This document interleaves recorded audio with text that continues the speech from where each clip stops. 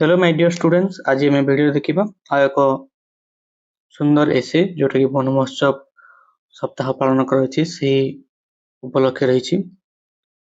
उपक्रम वृक्ष ही जीवन, यही कथाटी अत्यंत सत्य। वृक्षलता बिना पृथ्वी रे जीवन स्थिति कल्पना कर मनुष्य और प्रकृति मध्य यही गभीर संपर्क को अधिक सुदृढ़ करने एवं जनसाधारण मध्य वृक्षरोपण सचेतनता सृष्टि करने पालन कराए वन महोत्सव। यह केवल गछ लगेबार एक उत्सव नुहे, बरं पृथ्वी को सबुजिमा भरी रखा एक पवित्र अभियान। वन महोत्सव इतिहास भारत में वन महोत्सव शुभारंभ 1950 मसीह केंद्र कृषि मंत्री के.एम. मुंशी द्वारा होता। वर्षा ऋतुर आगमन सहित जुलाई मासर प्रथम सप्ताह को वन महोत्सव सप्ताह भाव में पालन कराए। यह समयटी गछ लगाइबा सबुठ उपयुक्त समय, कारण वर्षा जल गछ गुड़िक शीघ्र बढ़िबार सुजोग पाती। वन महोत्सव महत्व आज यंत्र जुगरे विकास नाम व्यापक भाव में जंगल कटा जाउछि, फल परिवेश भारसाम्य हराउछि। एही परिप्रेक्षी रे वन महोत्सव भूमिका अत्यंत गुरुत्वपूर्ण, जेपरिक परिवेश संतुलन रक्षा करते गछ गुड़िक वायुमंडल कार्बन डाइऑक्साइड शोषण कर अम्लजान त्याग करती, जहाँ जीवजगत अपरिहार्य। अधिक गछ अर्थात अधिक अम्लजान। जलवायु परिवर्तन रोकवा, विश्व तापमान वृद्धि एवं ओजोन स्तर क्षय आज समय सबुठ बड़ चैलेंज। वनीकरण द्वारा वायुमंडल तापमात्रा ह्रास पाई थाए।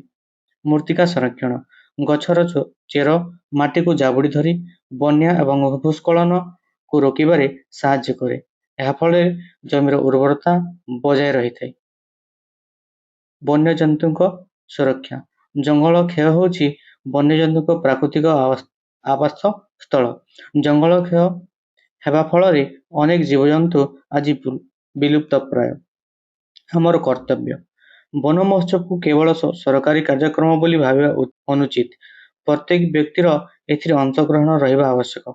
केवल गछ लगाई देला काम सरी जाए नहीं, बरं लगाइथिबा गछटी किपरि बंचिबो एवं वृक्ष हेबो सेथिपाई जत्न नेबा आमर नैतिक दायित्व। प्रत्येक व्यक्ति निजर जन्मदिन, विवाह वार्षिकी किंबा शुभ कार्य गोटे गछ लगाइबा संकल्प नेबा उचित। स्कूल, कॉलेज एवं सामाजिक अनुष्ठान गुड़िकरे एथिपाई व्यापक सचेतनता सृष्टि करिबा आवश्यक। उपसंहार, प्रकृति आमको बंचिबा पई वायु, जल एवं अन्न प्रदान करे। प्रतिबदले आमे ताको कोन दउछु? वन महोत्सव होछि आम पाखरे थिबा एक सुजोग प्रकृतिर ऋण सुझिबा पई। गछ लगाओ, प्रकृति बंचाओ, यही मंत्र को आपणे आमको आगेबाको पड़िबो। आजिर पिलामाने हेउछन्ति भविष्यतर भाग्य विधाता। सेमानंकु प्रकृति सह मिसी बंचिबा शिखेबा ही वन महोत्सव प्रकृत सफलता।